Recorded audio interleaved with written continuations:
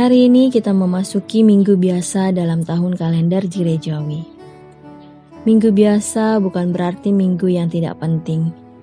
Justru hal-hal yang biasalah yang menjaga kehidupan kita tetap berlangsung dengan baik.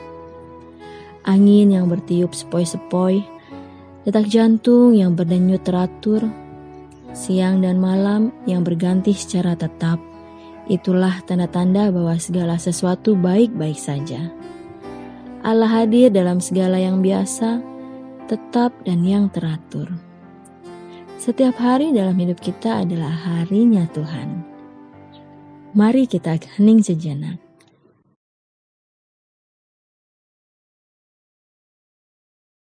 Mari bersama menyanyikan hari ini harinya Tuhan sebanyak 3 kali.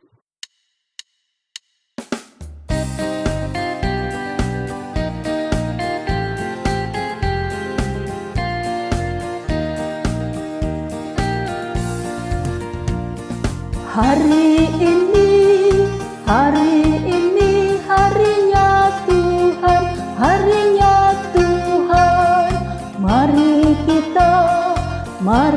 kita bersukaria. Hari ini harinya Tuhan, mari kita bersukaria. Hari ini harinya Tuhan.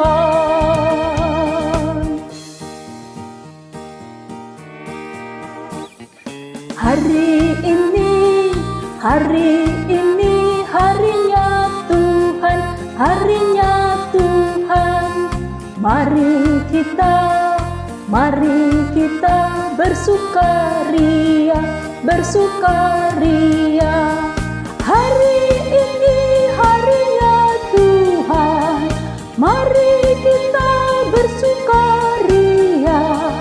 Hari ini harinya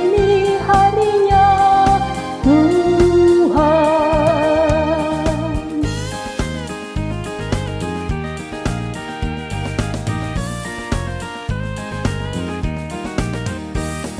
Hari ini harinya Tuhan, harinya Tuhan. Mari kita bersukaria. Hari ini harinya Tuhan, mari kita bersukaria. Hari ini harinya Tuhan.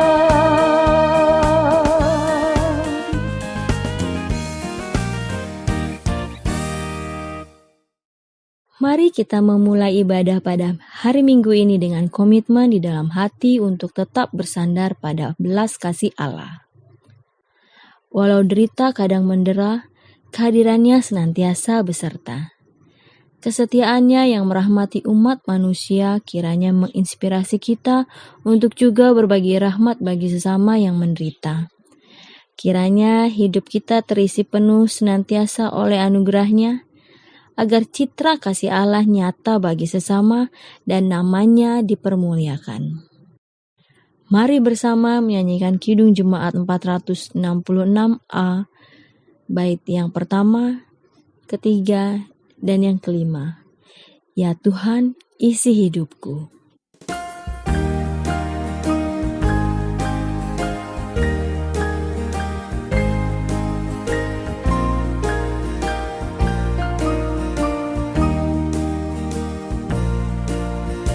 Ya Tuhan, isi hidupku dengan anugerah, supaya dalam diriku citra-Mu nyatalah.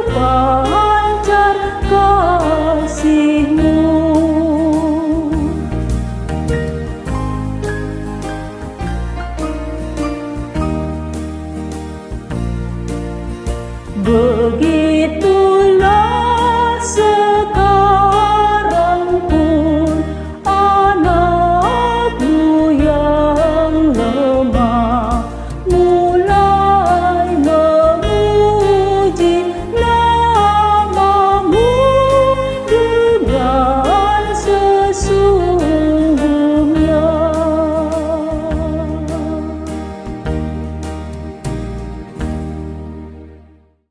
Ingatlah hukum kasih dalam Yakobus 2 ayat yang ke-8 yang demikian. Akan tetapi jikalau kamu menjalankan hukum utama yang tertulis dalam kitab suci, kasihilah sesamamu manusia seperti dirimu sendiri, kamu berbuat baik. Tuhan tidak pernah meminta kita untuk mengasihinya melebihi diri sendiri dan sesama kita. Karena itulah kasih kita kepada sesama merupakan bukti kasih kita kepada Allah. Walau demikian, kita sadar bahwa untuk mengasihi sesama pun kita seringkali gagal. Mari kita memohon pengampunannya dalam doa pribadi kita. Ya Tuhan, dengarkanlah doa penyesalan kami pribadi lepas pribadi. Kami menyadari sikap dan rasa egois kami berapa kali menjauhkan kami dari sesama. Ketika melihat penderitaan sesama, kami bersikap tak acuh, menganggap masalah sesama bukanlah urusan kami. Padahal Engkau selalu peduli dengan derita kami dari hari ke hari. Ampunilah kami yang gagal meladani belas kasihan-Mu Tuhan. Dalam Kristus kami mohon. Amin. Karya penebusan Allah memulihkan manusia yang menanggung derita karena dosa, sebagaimana dinyatakan oleh Rasul Paulus dalam Roma 3 ayat yang ke-23 sampai dengan 24. Karena semua orang telah berbuat dosa dan telah kehilangan kemuliaan Allah, dan oleh kasih karunia telah dibenarkan dengan cuma-cuma karena penebusan dalam Kristus Yesus. Kiranya anugerah pengampunan Allah nyata atas kita di dalam nama Bapa, Anak, dan Roh Kudus. Amin. Amin. Syukur kepada Allah. Mari bersama menyanyikan Kidung Jemaat 376, bait yang pertama, ketiga, dan yang keempat. Ikut Dikau saja Tuhan.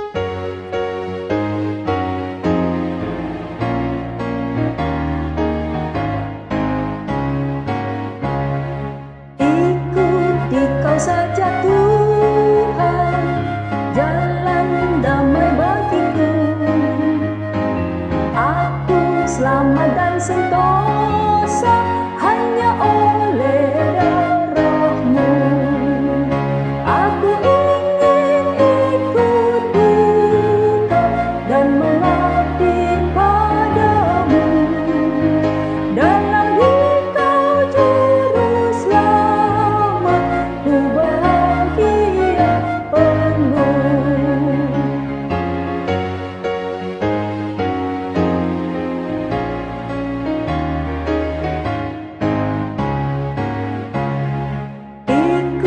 Dan menyangkal diri, aku buang yang fana, hanya turut kehendak-Mu dan padamu berserah. Aku ingin ikut Engkau dan mengabdi padamu. Dalam Engkau juru selamat, ku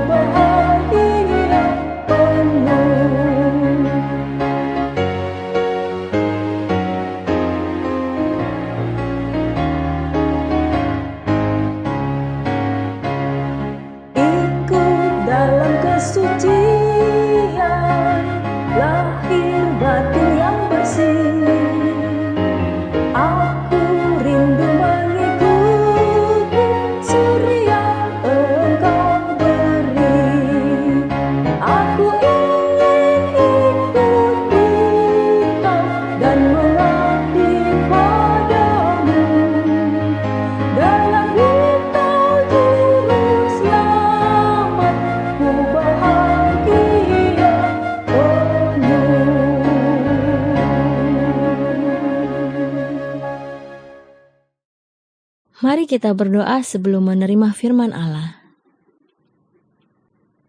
Firman-Mu saja, ya Tuhan, yang memberi ajaran, didikan, teladan, dan kedamaian dalam diri kami. Di tengah rupa-rupa derita, firman-Mu menyatakan bahwa belas kasih-Mu selalu nyata. Kami menyambut sabda-Mu dalam Kristus Yesus, Juru Selamat dunia. Amin. Bacaan pertama hari ini dari Roma 5, ayat yang pertama sampai dengan yang ke-8. Sebab itu, kita yang dibenarkan karena iman, kita hidup dalam damai sejahtera dengan Allah, oleh karena Tuhan kita Yesus Kristus. Oleh Dia, kita juga beroleh jalan masuk oleh iman kepada kasih karunia ini. Di dalam kasih karunia ini kita berdiri, dan kita bermegah dalam pengharapan akan menerima kemuliaan Allah. Dan bukan hanya itu saja, kita malah bermegah juga dalam kesengsaraan kita. Karena kita tahu bahwa kesengsaraan itu menimbulkan ketekunan. Dan ketekunan menimbulkan tahan uji. Dan tahan uji menimbulkan pengharapan. Dan pengharapan tidak mengecewakan. Karena kasih Allah telah dicurahkan di dalam hati kita oleh Roh Kudus yang telah dikaruniakan kepada kita. Karena waktu kita masih lemah, Kristus telah mati untuk kita orang-orang durhaka pada waktu yang ditentukan oleh Allah. Sebab tidak mudah seorang mau mati untuk orang yang benar. Tetapi mungkin untuk orang yang baik ada orang yang berani mati. Akan tetapi, Allah menunjukkan kasih-Nya kepada kita, oleh karena Kristus telah mati untuk kita, ketika kita masih berdosa. Bacaan Injil hari ini dari Matius 9 ayat yang 35 sampai dengan Matius 10 ayat yang ke-8. Demikianlah Yesus berkeliling ke semua kota dan desa. Ia mengajar dalam rumah-rumah ibadat dan memberitakan Injil Kerajaan Sorga, serta melenyapkan segala penyakit dan kelemahan. Melihat orang banyak itu, tergeraklah hati Yesus oleh belas kasihan kepada mereka, karena mereka lelah dan terlantar seperti domba yang tidak bergembala. Maka katanya kepada murid-muridnya, "Tuayan memang banyak, tetapi pekerja sedikit. Karena itu mintalah kepada Tuan yang empunya tuayan, supaya ia mengirimkan pekerja-pekerja untuk tuayan itu." Yesus memanggil ke-12 muridnya dan memberi kuasa kepada mereka untuk mengusir roh-roh jahat dan untuk melenyapkan segala penyakit dan segala kelemahan. Inilah nama ke-12 rasul itu. Pertama, Simon yang disebut Petrus dan Andreas saudaranya, dan Yakobus anak Zebedeus dan Yohanes saudaranya, Filipus dan Bartolomeus, Thomas dan Matius pemungut cukai, Yakobus anak Alfeus, dan Tadeus, Simon orang Zelot, dan Yudas Iskariot yang mengkhianati dia. Ke-12 murid itu diutus oleh Yesus dan ia berpesan kepada mereka, "Janganlah kamu menyimpang ke jalan bangsa lain atau masuk ke dalam kota orang Samaria. Melainkan pergilah kepada domba-domba yang hilang dari umat Israel. Pergilah dan beritakanlah, kerajaan sorga sudah dekat. Sembuhkanlah orang sakit, bangkitkanlah orang mati, tahirkanlah orang kusta, usirlah setan-setan. Kamu telah memperolehnya dengan cuma-cuma, karena itu berikanlah pula dengan cuma-cuma." Berbahagialah setiap orang yang mendengarkan firman Allah dan yang melakukannya. Haleluya.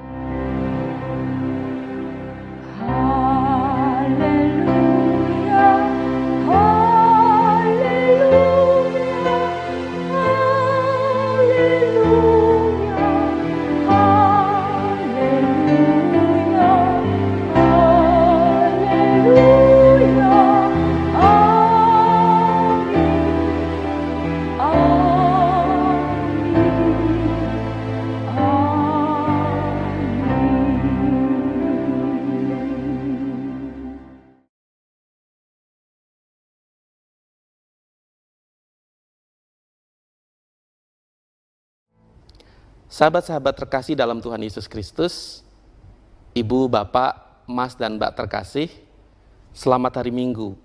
Apa kabar? Saya yakin kita semua selalu sehat berkat perlindungan dan penyertaan Tuhan. Sahabat-sahabat terkasih, pernah nggak dengar ungkapan yang sering kali diungkapkan anak-anak muda zaman now? Ungkapan itu bunyinya, itu mah derita lo. Nah, kalau saya mengungkapkan itu mah derita lo, sebenarnya ada dua kemungkinan kenapa saya ungkapkan itu. Yang pertama, itu menunjukkan sikap masa bodoh saya terhadap masalah teman saya. Itu kan masalah dia, bukan masalah saya. Nah, misalnya percakapan berikut ini. Ada si A yang bilang begini, guys, entar kalau PSBB udah selesai, kita nongkrong lagi yuk, kita nobar lagi yuk, ajak pacar lu ya.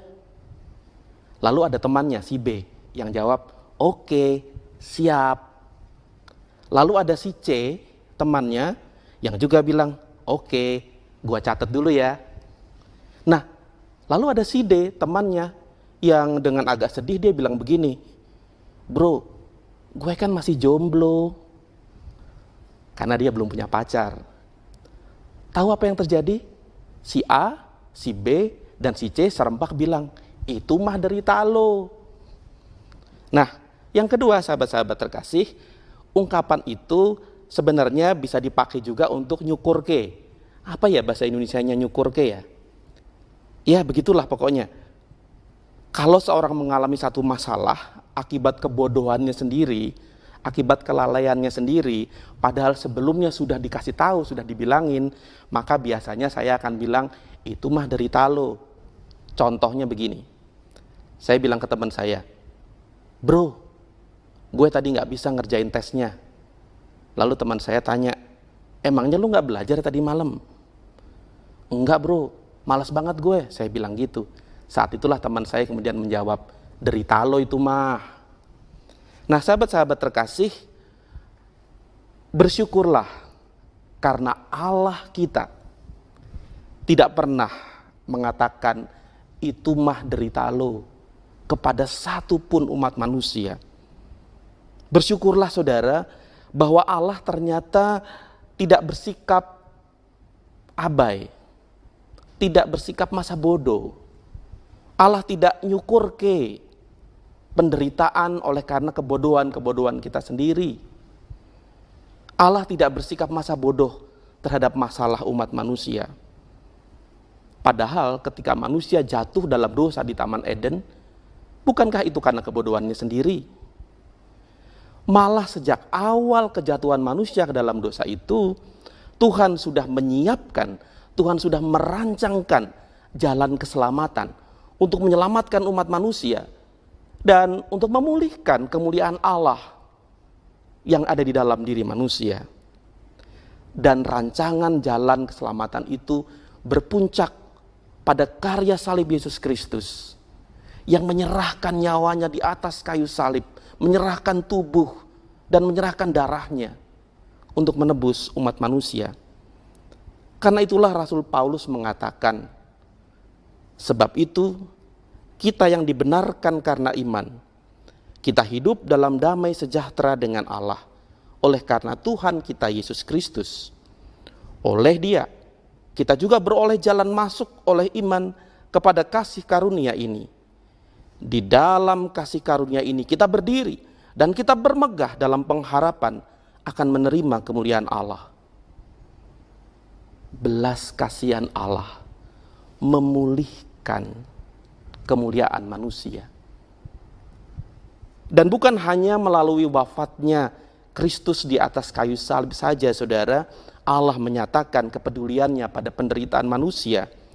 Namun juga seluruh kehidupan Yesus memperlihatkan sikap itu. Injil Matius yang kita baca pada hari ini mencatat betapa Yesus senantiasa digerakkan oleh welas asih, oleh belas kasihan terhadap masalah dan penderitaan sesamanya. Injil Matius mengatakan, demikianlah Yesus berkeliling ke semua kota dan desa.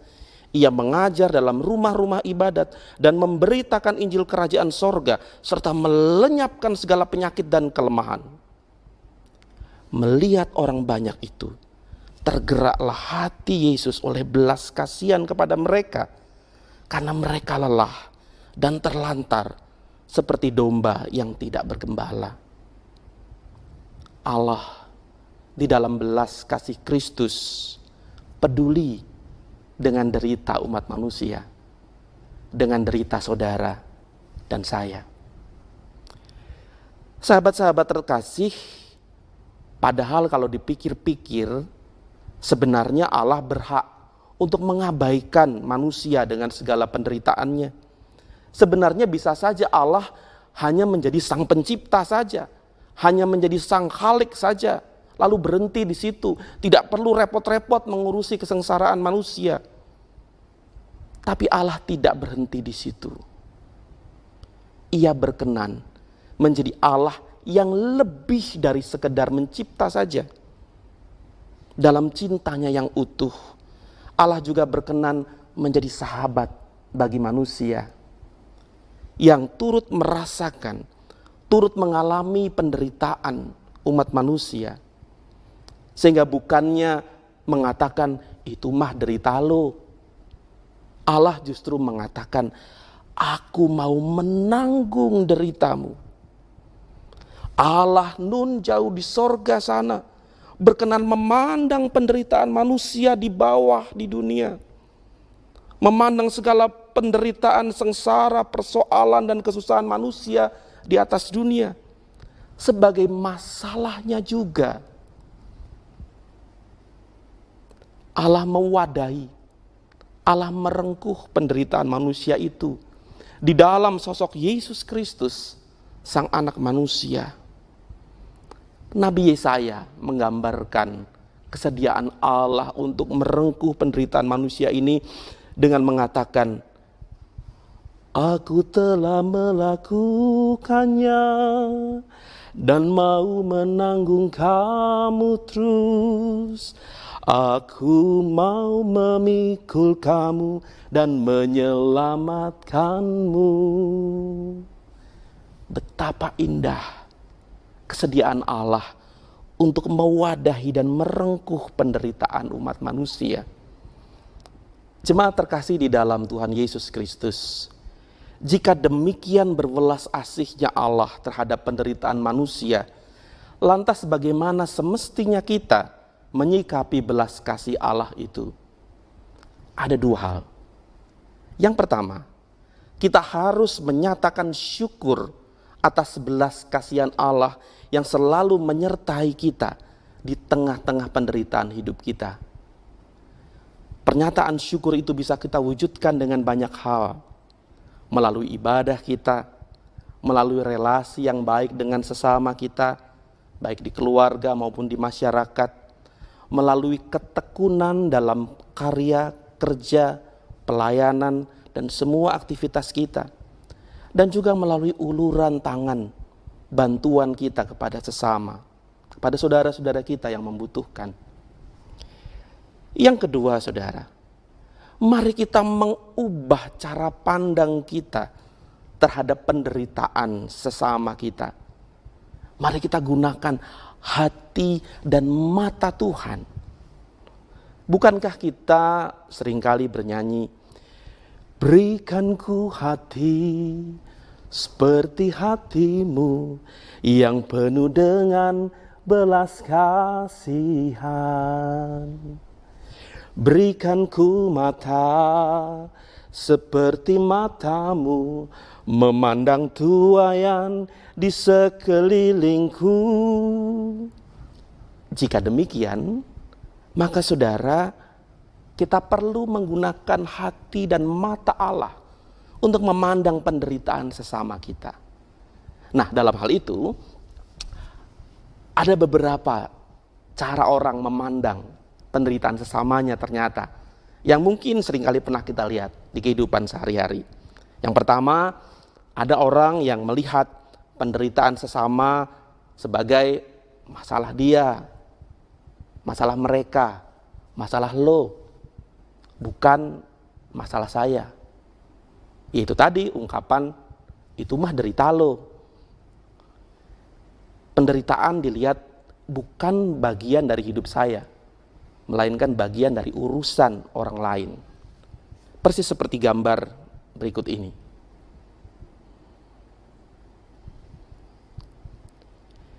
Yang kedua, saudara, ada juga orang yang memandang penderitaan orang lain justru sebagai tontonan, atau sebagai bahan tertawaan, atau sebagai sesuatu yang pantas diviralkan, dibawa kemana-mana.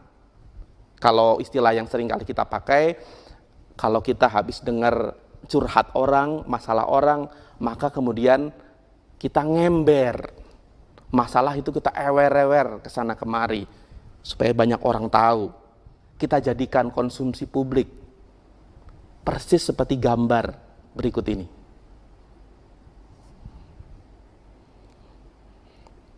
Yang ketiga, saudara, dan ini yang paling parah, adalah orang yang melihat penderitaan orang lain justru sebagai cara mencari keuntungan buat dirinya sendiri. Saudara ingat nggak? Ketika awal-awal terjadinya wabah COVID-19 ini, apa yang terjadi? Orang panik, orang lantas membeli ini dan itu. Banyak orang memborong dan menimbun masker medis, lalu kemudian menjualnya dengan harga selangit. Sehingga orang membeli satu lembar masker saja bisa dengan harga 10.000, 20.000. Berkali-kali lipat dari harga semestinya. Mencari keuntungan di atas penderitaan orang lain. Persis seperti gambar yang satu ini.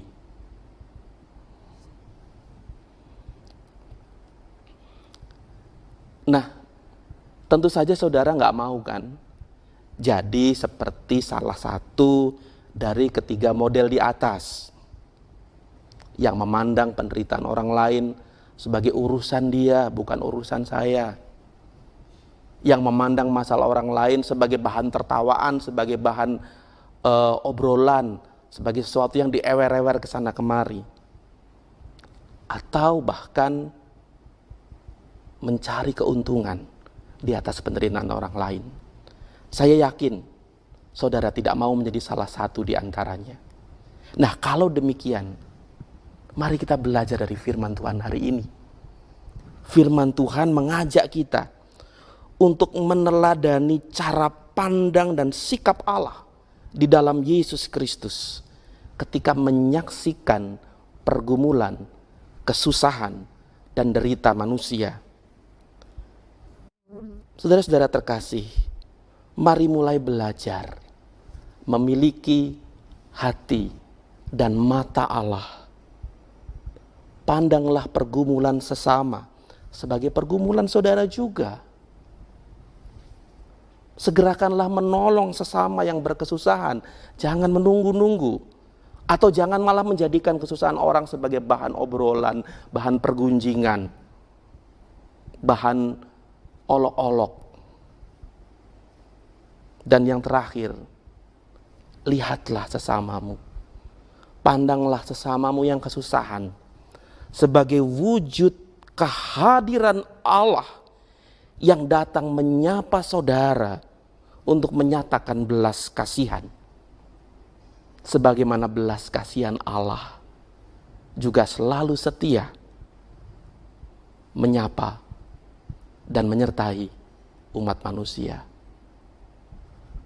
Selamat berwelas asih. Tuhan memberkati kita. Amin.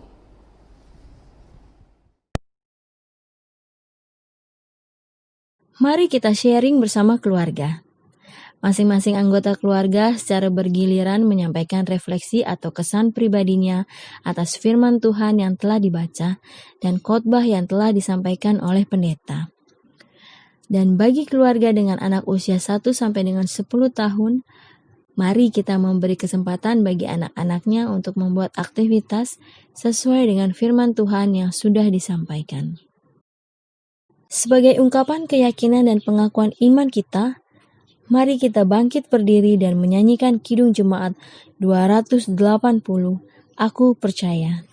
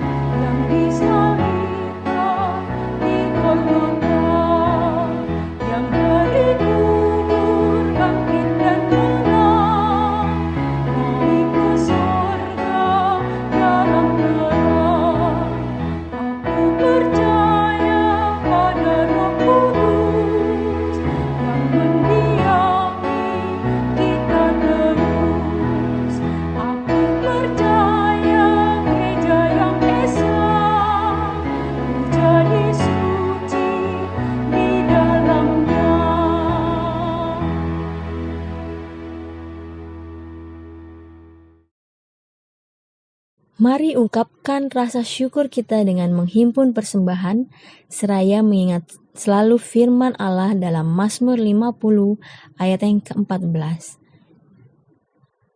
Persembahkanlah syukur sebagai korban kepada Allah dan bayarlah nazarmu kepada Yang Maha Tinggi. Mari kita menghimpun persembahan dan mengindungkan nyanyian persembahan kita dari Kidung Jemaat 363 bait yang pertama sampai dengan yang kedua. Bagi Yesus kuserahkan.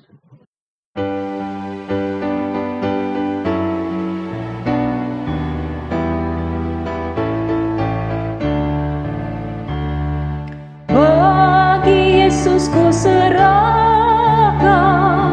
hidupku seluruhnya,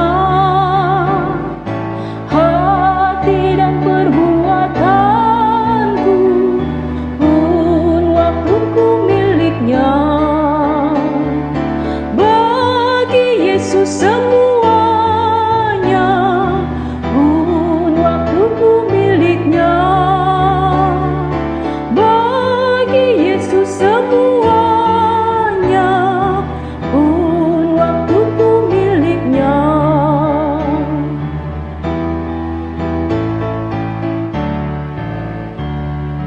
Tanganku kerja baginya, kakiku mengikutnya, mataku memandang Yesus, yang ku puji Dialah. Bagi Yesus semuanya, yang ku puji Dialah. Bagi Yesus semuanya, yang ku puji Dialah.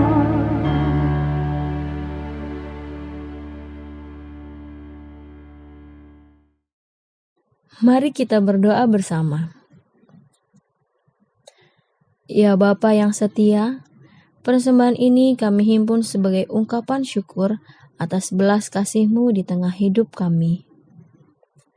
Mampukanlah kami senantiasa bersyukur baik dalam suka maupun duka. Berkati gereja-Mu yang mengelola persembahan ini untuk menjalankan kehidupan jemaat dan melayani sesama. Tolonglah gereja kami untuk selalu peduli pada penderitaan sesama. Mampukanlah kami berbagi, mewujudkan solidaritas dan berkarya bagi sesama, ya Bapa. Ya Bapa, mampukanlah masyarakat kami berdisiplin membangun cara hidup dalam kenormalan yang baru. Kami berdoa, kiranya kasih-Mu menyembuhkan yang sakit, menguatkan yang lemah, dan menyertai yang berjuang. Berkatilah keluarga kami yang mengandalkan senantiasa pertolongan-Mu. Bersyukur bagimu ya Bapa. Doa kami ini kami akhiri dengan nyanyikan doa Bapa kami.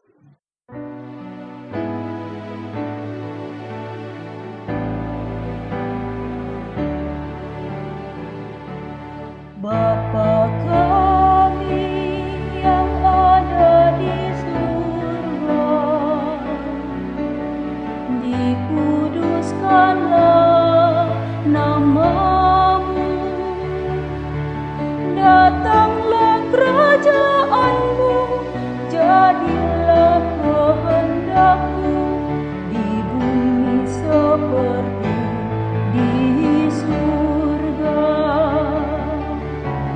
Beri kami hari ini makanan yang secukupnya. Ampuni salah kami seperti kami ampuni yang bersalah pada kami. Jangan bawa kami dalam pencobaan, melainkan lepaskan kami dari yang jahat. Sebab Kaulah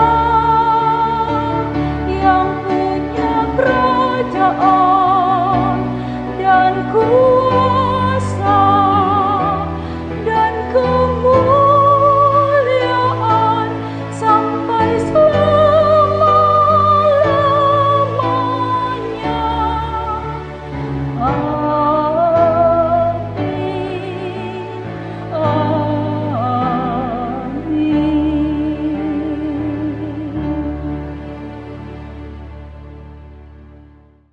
Mari bersama menyanyikan Kidung Jemaat 375, Saya Mau Ikut Yesus, sebanyak 2 kali.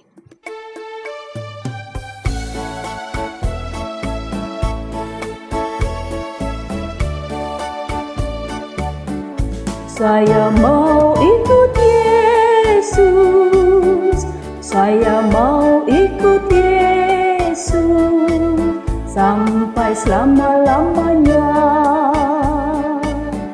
Meskipun saya susah menderita dalam dunia, saya mau ikut Yesus sampai selama-lamanya.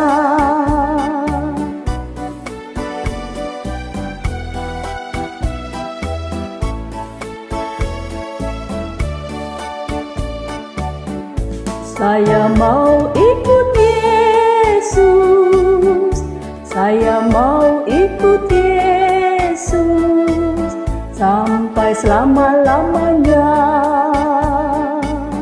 Meskipun saya susah menderita dalam dunia, saya mau ikut Yesus sampai selama-lamanya.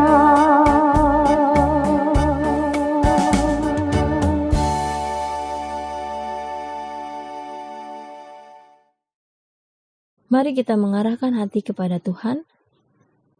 Hati kita terarah kepada Tuhan. Terimalah berkat-Nya.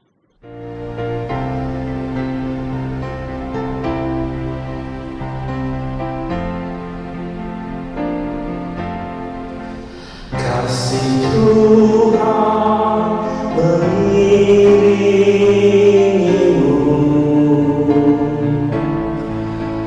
dan sayapnya melindungimu. Tangan Tuhan pegang di dalam hidupmu. Majulah dalam terang kasih-Nya.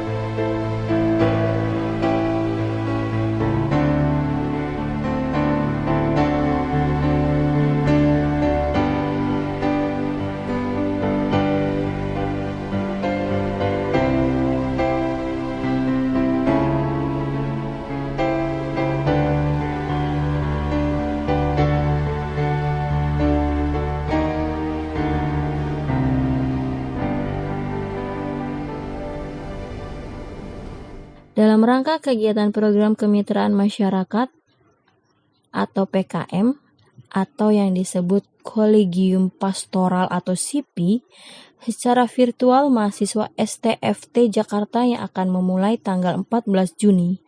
Berikut ini video perkenalan dari kedua mahasiswa tersebut. Shalom, perkenalkan nama saya Daniela Kristabil Utomo atau biasa dipanggil Bella. Saya berasal dari Sinode GKP. Pada saat ini saya dan Dimas, rekan saya dari Sekolah Tinggi Filsafat Teologi Jakarta atau STFT Jakarta akan melaksanakan PKM 1 atau yang biasa dikenal sebagai Collegium Pastoral 1 di GKJ Bekasi Timur.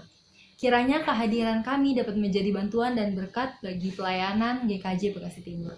Terima kasih. Shalom semuanya, perkenalkan nama saya Dimas Zegastian Kristiono, asal gereja saya dari GKI Rengas Dengklok. Saya dan Bella adalah mahasiswa STFTJ atau Sekolah Tinggi Filsafat Teologi Jakarta angkatan 2018. Kami berdua akan praktik di GKJ atau Gereja Kristen Jawa Bekasi Timur untuk kurang lebih 2 bulan. Kiranya kehadiran kami berdua dapat menjadi tenaga maupun berkat bagi pelayanan yang ada di Gereja Kristen Jawa Bekasi Timur. Tuhan Yesus memberkati. Amin. Selamat hari Minggu, Tuhan Yesus memberkati.